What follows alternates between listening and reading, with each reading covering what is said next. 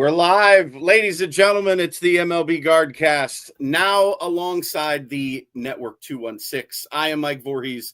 With me, as always, the man, the myth, the legend, and congrats on not being traded today, Bryan Shaw. Welcome in, sir. It is trade deadline day, and it's now almost 6:30. I think we're in the clear. We are in the clear. We're at our new home on Network 216. Are we in the clear? Yes. We are in reverse order. So hang on. Let's see if I can fix this.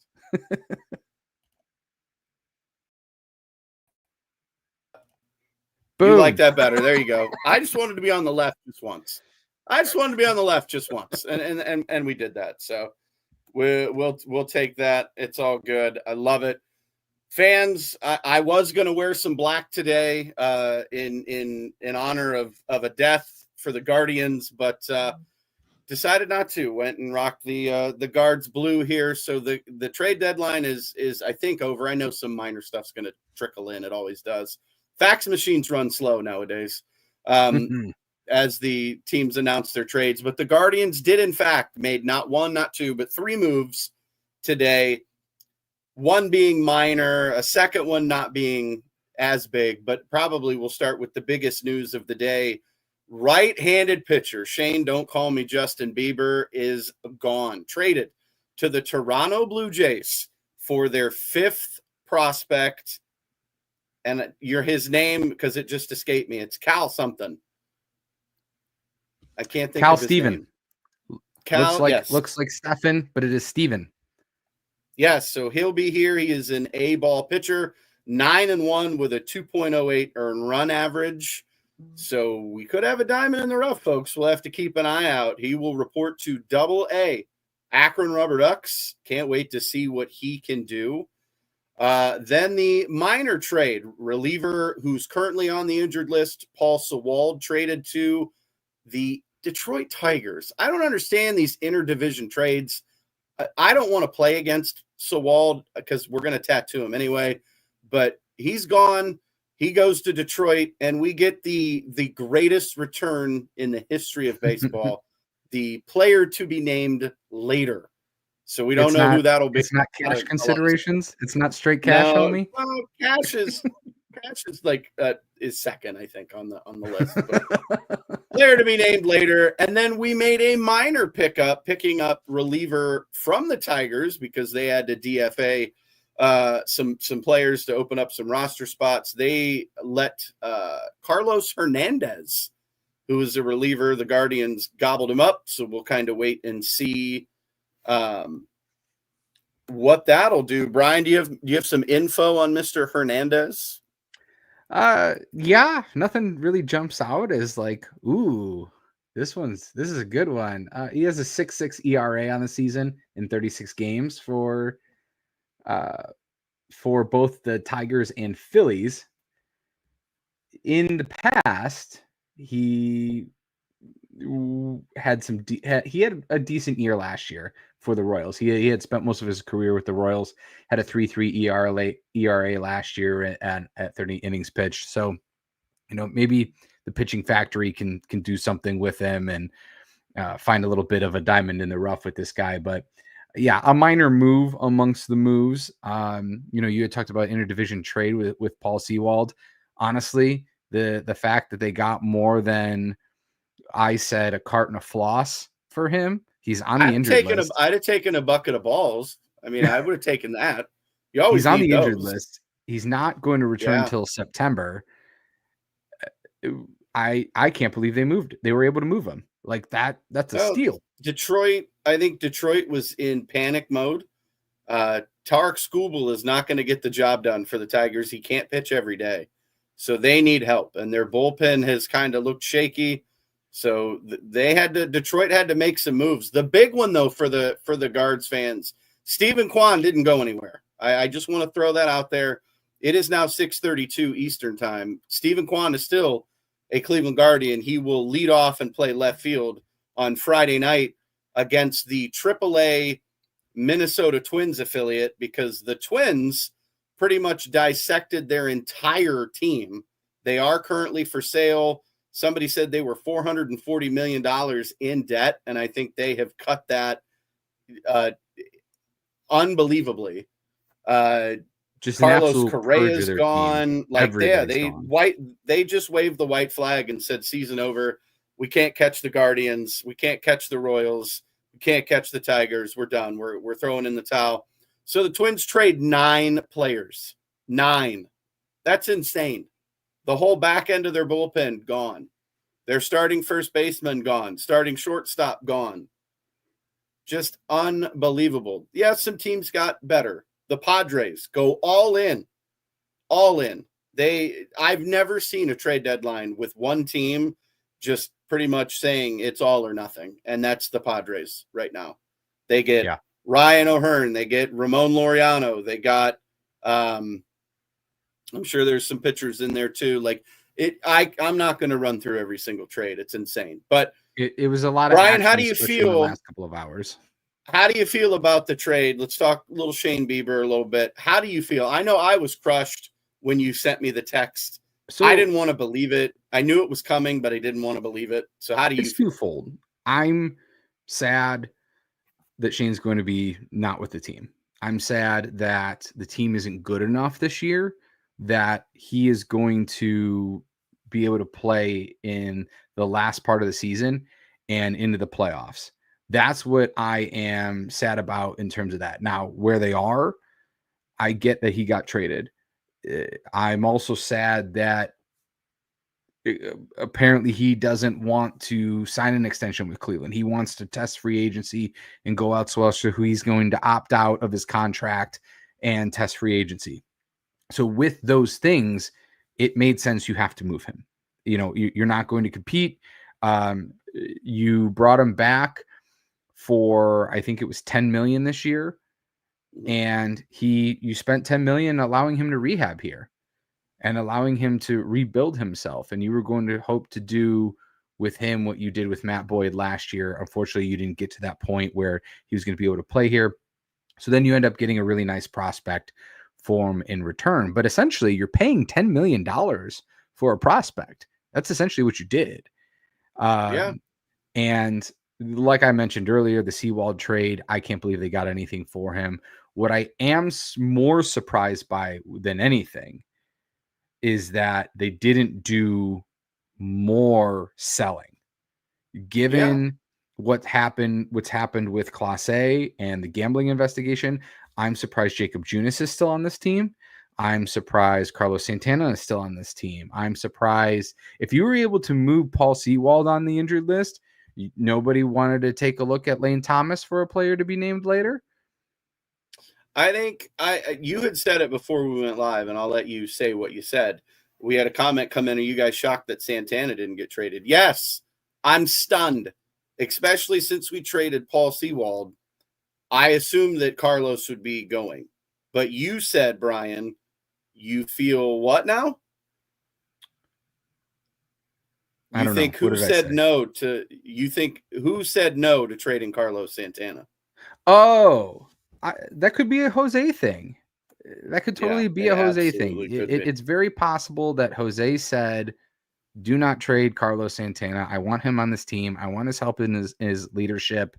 And, at the end of the day, it's just money. It's whatever. And I get fans want to see more Kyle Manzardo. I absolutely get that. Yeah, Manzo's got to play. He hasn't played against lefties, and that'll probably continue to be the case. So it could be that, Jose stepped in there and wanted his buddy on the team and wanted him to stay on the team. You remember back in 2023 when you had Bell and Savali traded, and there was basically a mutiny in the locker room, and the team had to come in and talk to those guys. But I am surprised. I know you're surprised they didn't do moves to improve. I'm not really surprised by that. I think with the Class A thing and with the other teams in the wild card, just like really, really going for it, I think their focus is more on next year and the year after. I don't think that they think that they're going to catch those teams, even though they're 2.5 out, which, by the way, on when was that tweet? When did I send that out? On Here July we go. 13th? We got 10 minutes and 20 seconds into this episode. We got 10 minutes and 20 seconds into this episode before Brian wants to toot his own horn because Swami said something and it came true. So it came true ahead, by half Swami. a game. Share, Swami. What did you tweet? I said they were going to win. What was it? 9 of the next 14. Hang on. Yep. I have to find it. Yeah, I think it was 9 of the next 14. And they finished 54 and 54. 54 and 54. They would be 2 games out of the wild card, and they were going to be sellers. Because I phrased it as in, at that time, there's a big Manzardo stings. Manzardo should play every day. The fan base was fighting. And I said, if you think this new Manzardo war is bad, just wait until they sell when they're 500 and they're on a hot streak and they're 2 games out of the wild card. And there's people on Twitter getting mad about trading Paul Sewald. Like, come on. Yeah, I'm not getting upset about Sewald. I'm more upset that we didn't do anything to improve this team. I understand. Slightly. I'm not saying we needed to go out and get a big player, but we could have gotten a minor piece to help. Hello, we have a gaping hole at catcher. We have a gaping hole in right field. We have our closer is pretty much done for the season. We may need an extra arm when it matters. They've got all the faith in the world that they've got minor leaguers that are going to be able to come up and help. Then they're going to need to promote let's see them. Exactly. That's exactly what that's what I was going to say. So before we get any further, we got to talk about our contest real quick. Okay. So since we joined Network 216, we are going to do a $25 giveaway. You get a gift card, okay? Your choice of gift card. You can go anywhere you want. You want McDonald's, you want Chipotle, you want Dairy Queen, whatever you're in the mood for. You may want a Walmart gift card. I don't know. Here's how you win. You have to subscribe this video on either Network 216 or on the MLB Guardcast YouTube. Both places. It's possible. You have to subscribe, and comment correctly who is the player that I'm most frustrated that we did not acquire at the trade deadline, who was moved to another team. Haven't said it yet. If you're waiting, haven't said it yet. I will now. Right. Well, wait, but before you get to that, I want people to listen to one more thing because I want them to stick around for this. Yes. I don't want them to drop off after you say it. Okay, so guess what? We're going to have a little bit of fun. I'll say something by the end of the episode. Oh, now there you go. Now you don't know who it is. Now you have to listen. cheap little ploy right there. All right, I'll say 2 things. What I would have liked was there was a rumor. It didn't end up happening. They weren't moved. But there was a rumor and that Tampa was potentially going to trade Brandon Lau and Yandy Diaz, and they both have options for next year. And I thought both of those guys would be nice additions for us. Now, Yandy could have, added to the logjam at first base, but Brandon Lau's kind of like that Swiss Army knife that the Guardians really, really like, and could play second base. Yeah, he's a second baseman and an outfielder. Yeah, so plays right field. That would have helped. I think he would have been a really nice addition, but they didn't end up getting moved. What I really wanted to say, Diaz actually got hit by a pitch last night and had to leave the game. Oh, I didn't know that. I don't know if you knew that, but yeah, Yandy Diaz got hit by a pitch last night, had to leave the game, did not return. That may have something to do with it. No one wants to trade for somebody that's injured. So physicals have to get passed. But there were several players that we could have acquired, and we chose to stand pat, Brian. Why do you think that is? Why do you think the Guardians are like, hey, you know what? We're going to sell these 2 pieces. Yeah, we're going to pick somebody up that was DFA'd, but we're not going to make any trade to get us over this mediocre season. I think they're doing what they say that they always do. They're threading the needle. They traded 2 guys that weren't helping you, 2 guys that were injured, and 2 guys that are ended up having $26 million in options for next season that no longer will be on the books for next season. Now, the reality is neither of those options were going to get picked up. Shane Bieber is going to opt out. Now, they would have had to have paid him, I think it was $4 million if he opt out. So they don't have to pay that $4 million now. And then Sewald also had a mutual option. I'm sure the Guardians were not going to pick that up, but then that would have been $1 million that they would have had to have paid him for that buyout for that option. So that's $5 million that by trading those guys, they don't have to pay out for those options, and the $26 million is not on the books.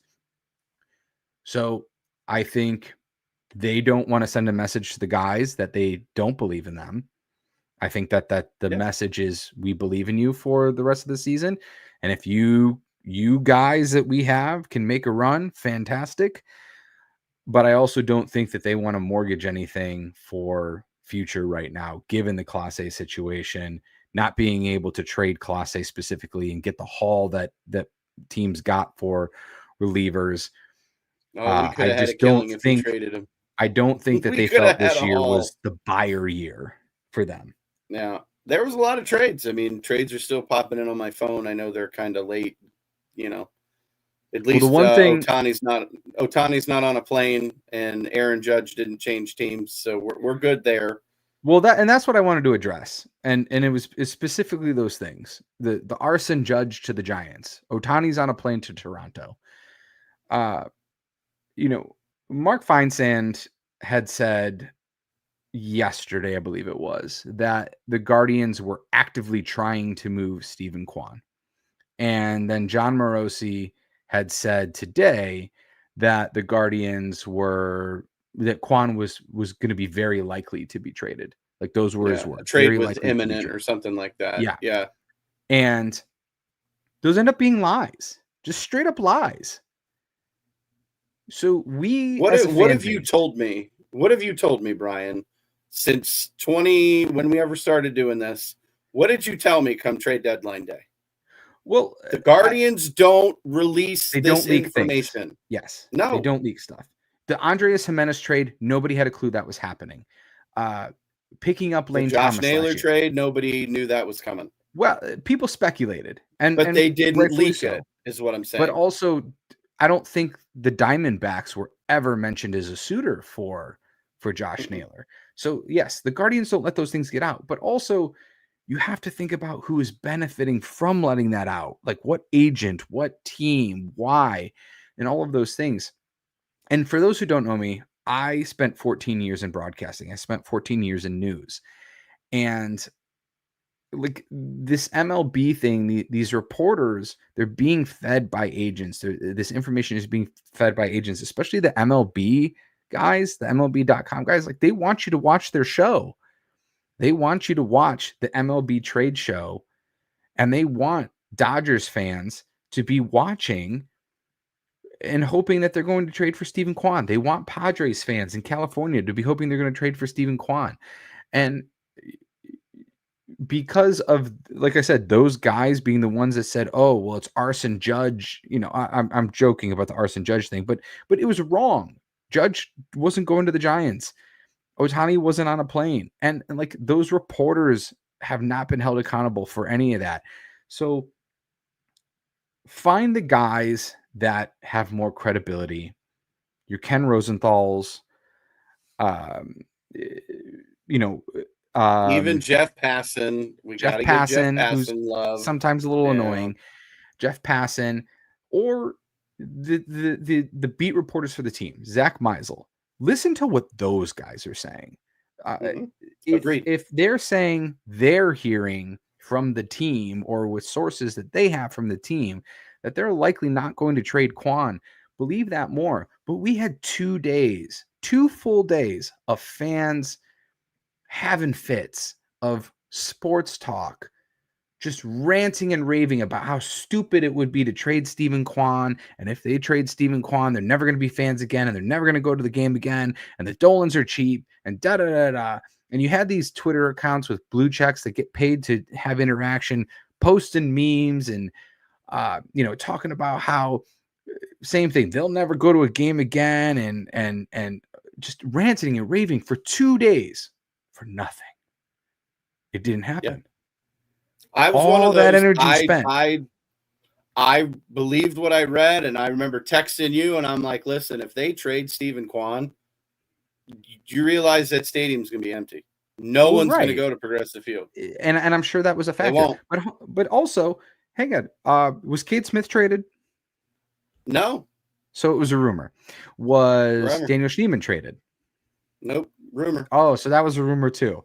Yep. Think about all these guys that were talked about as potential trades, and none of them were moved. Like we heard, and the Class A one, I do believe he probably would have been traded Class A, because look at what the reliever market was, and the amount of prospects and guys that were coming back, 4 closers, 4 relievers, and if it's the one thing that the Guardians do well, it is develop pitching. And you have Trevor Stephan that's going to be eventually coming back, and Sam Henches that's going to come back, and Andrew Walters who's going to come back. Like, you've had a lot of injuries this year to your relievers, so you clearly want depth. But my point is that long term, you expect a lot of those guys to continue to improve and contribute and can be a solid part of this bullpen.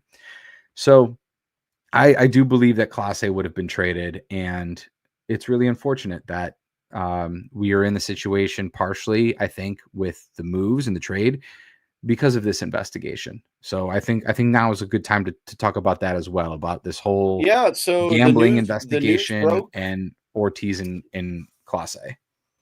Yeah, so the news broke, I believe it was Monday late morning, that Emmanuel Clase was being investigated by the gambling for gambling or participating in in-game bets and all of that. Joins Luis Ortiz being put on the restricted list, which basically means he's suspended through the end of August. Completely shocked me. You know that I thought something was wrong when Emmanuel Clase pitched in both games of a doubleheader, and then wanted to pitch again. He was warming in the bullpen had the Guardians come back and needed him in that final game. Yeah, that was odd to me. Yeah, I wonder if they knew. Well, I wonder allegedly if they had an idea. Yeah. Which, so, I want to know what we haven't heard is, why did they have an idea? Like, was there requests or information, or like what made them think that? That's what we don't know. Yeah, and we also, haven't heard any reports. I want to be clear. What we know right now, what MLB has given the fans, has given the public, is basically nothing. Well, I take that back. There were reports about the Ortiz and specific pitches, and there were and we had videos and all that. Which there's specific pitches, that's what they're going from. And there was a high amount of bets placed on those specific pitches, which were first inning balls, and then there were some sleuths on some spiked pitches for Class A, and they're assuming it's the same thing. The thing is, at least right now, from what we know, MLB has not made a connection to the winners of those bets, to a payment, a phone call, we haven't been told that there is a connection to those people and to that high amount of betting. It's just a circumstantial. Well, the investigation was that the sports books reached out to MLB and said, hey, these specific pitches on people betting on a first pitch ball, there was more than usual. There was a higher amount than usual in 3 different states. So 3 different states was the bets. And then Class A got added later. The Class A getting added later thing makes me think, and again, I'm speculating, I don't know, MLB hasn't said anything, makes me think that there is some sort of snitching, whistleblowing going on. Yeah, that would be that could be the nail in the coffin for one or either of them. But also, we were told that there was going to be resolution to this already. We initially were told that it was going to be the All-Star break, and then they extended the time and suspended them longer. So initially, that made me think, well, they don't have anything concrete then. They're still investigating. There's nothing. If they had already had at this point, like I said, a check, a Venmo, a phone call, a text, the people playing the bets were Ortiz's brother or cousin or somebody. Like if there was a relationship, the ban hammer would have already come down. So that means they're still looking for that hard evidence, it feels like. Yeah, so, I think, it is strange. I was shocked when I heard the news. Now we just get to see Cade Smith in the closer role. He didn't have a great first night as our closer, but I think that's okay. Those things are going to happen. But that was also on the same day it was announced, and I'm sure that was a really tough day for the team. Guys were shaken. Of course, I think Hunter Gaddis will get a look. I'm sure Matt Festa will close a game or two because he's done everything else for the Guardians this year. It could be Jacob Junis closing a game. Who knows?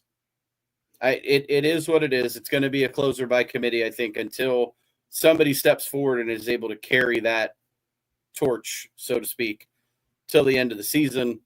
It rocked the team, obviously, and it showed. They lost to the Colorado Rockies, a team that we should have swept, no problem. That team is bad. They're not good. Well, they are going to be playing another team that might be worse at this point coming up here. Yeah, I said that the Minnesota Twins AAA affiliate will take the field Friday night in Cleveland.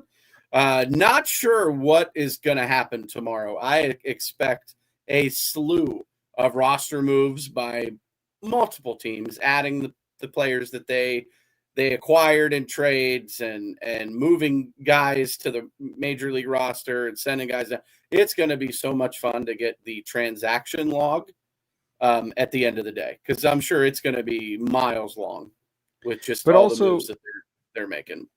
Like this is going to come to a head. This whole thing, as MLB as a whole, is going to come to a head with this next collective bargaining agreement, which I believe ends after next year. Is that correct? 2026 is the last year. Correct. The fact that the Twins are $400 million in debt, had to purge their whole roster, and are for sale, basically can't field the team. Like MLB has to figure that out. The revenue share clearly isn't right in terms of the Dodgers, the Yankees. The rumor is they're going to propose a salary cap and a salary floor so that everything is even and equal. I don't see this getting voted on. I really don't. I think players aren't going to go for the cap. A strike is a very realistic thing from this.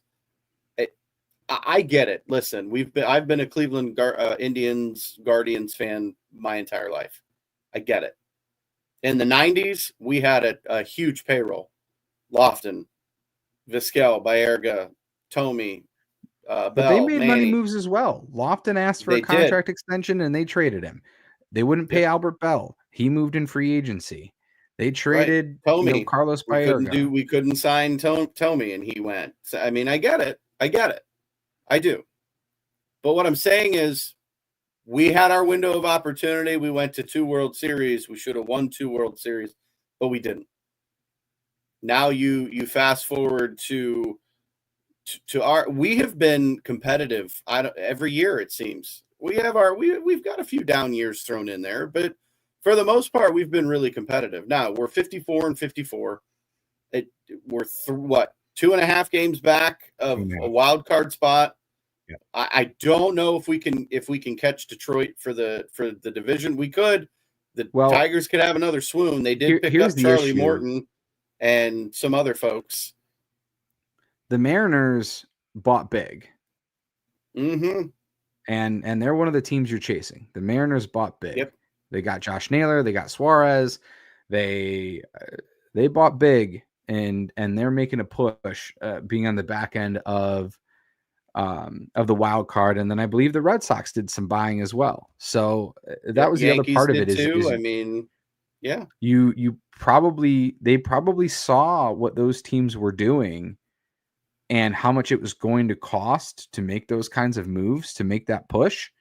And they didn't necessarily think they were going to be able to get there. Or they're looking at the strength of schedule and they think that they can cruise to 30 wins for the rest of the season.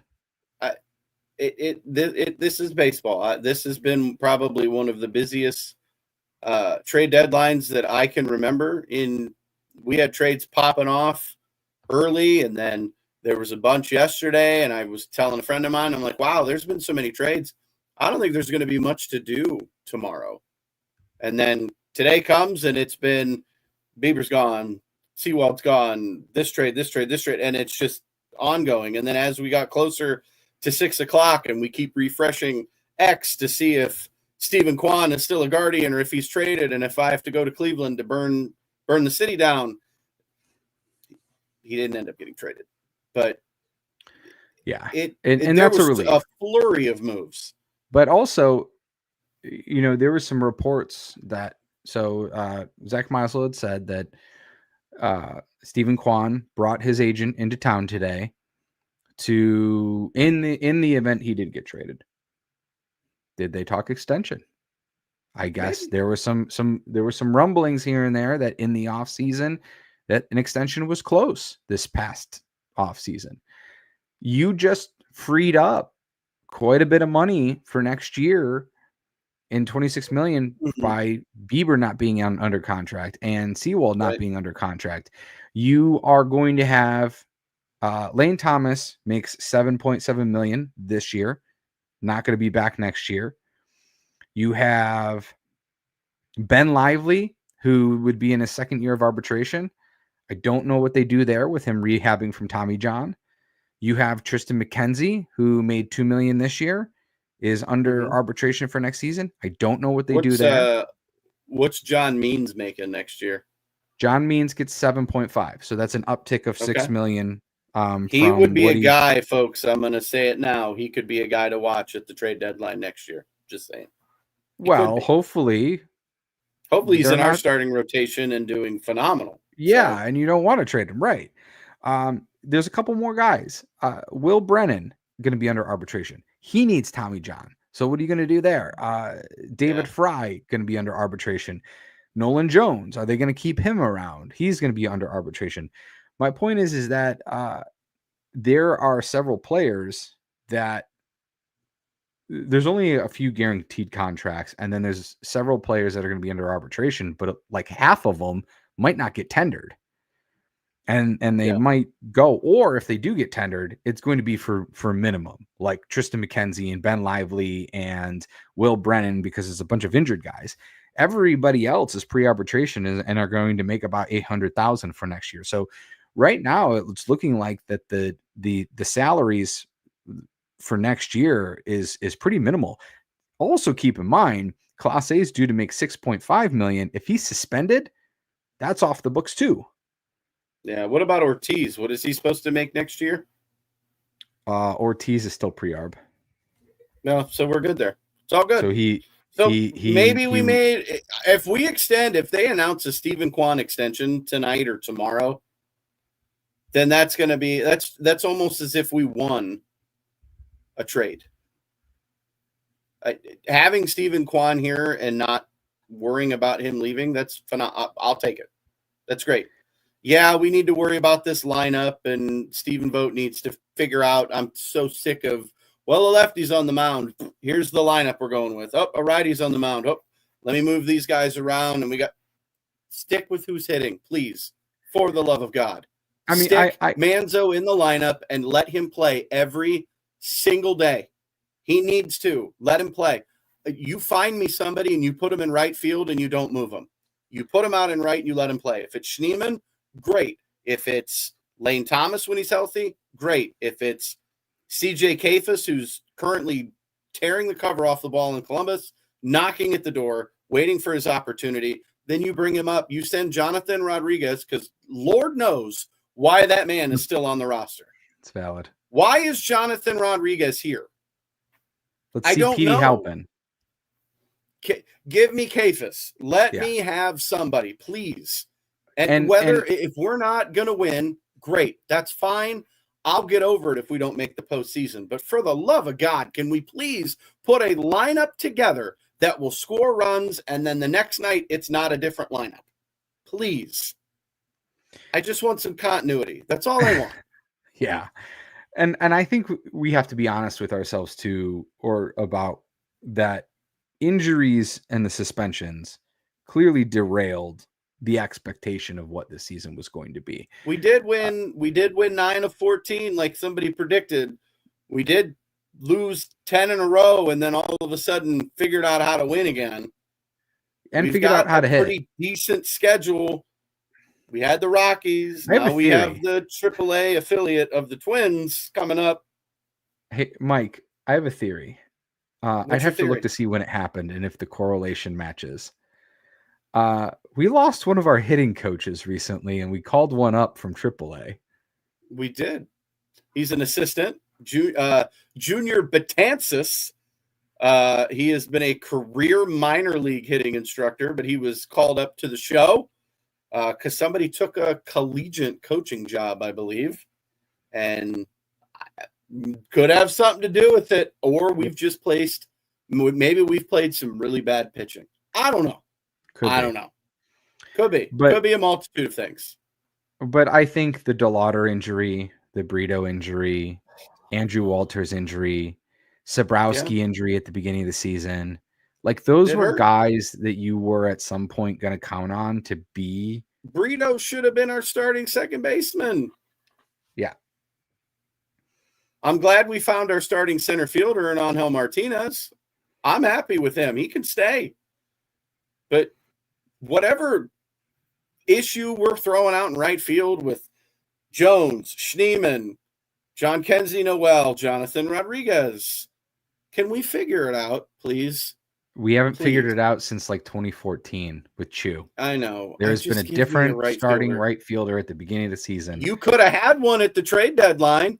You could have had 11 years. Yeah, who was it, Mike? Who did you want? Who did you want? Jesus Sanchez from the Miami Marlins. He should have been on our team. He's a lefty hitting. He can also play first base, and he would not have costed you much.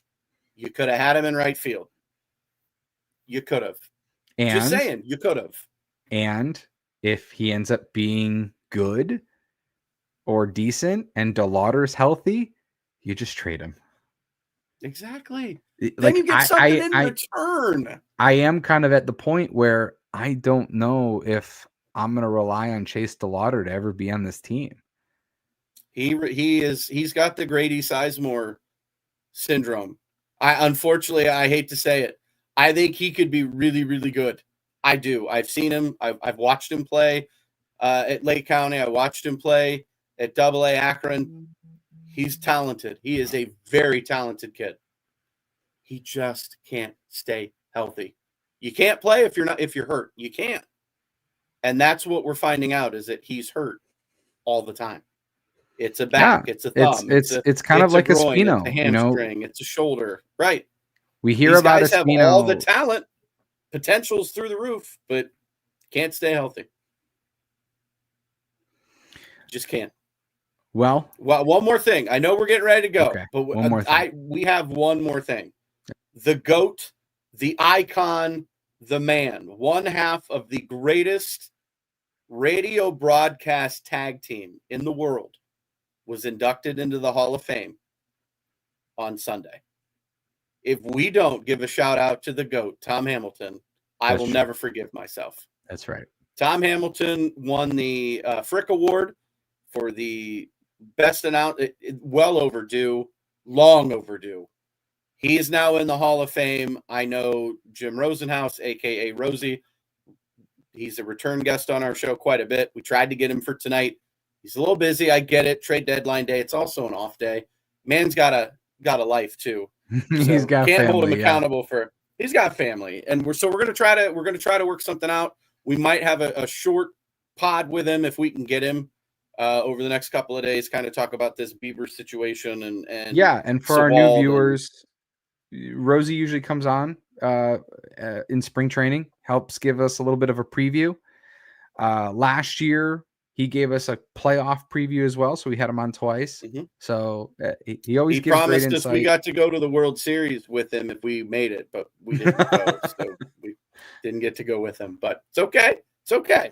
We know that the offer's on the table, and I'm excited. I would love to hang out with Rosie any day of the week. Great guy. We do a lot on the MLB Guardcast. That's why we are so excited to be now a part of the Network 216. Shout out to Jared and the team, guys. Thanks for making us feel welcome. We're so excited to help you guys grow, us grow too. We're home, as Brian said at the beginning of the show. We're home, and we're so excited. So, Brian, where can they find you and us? It's just Bryan Shaw on.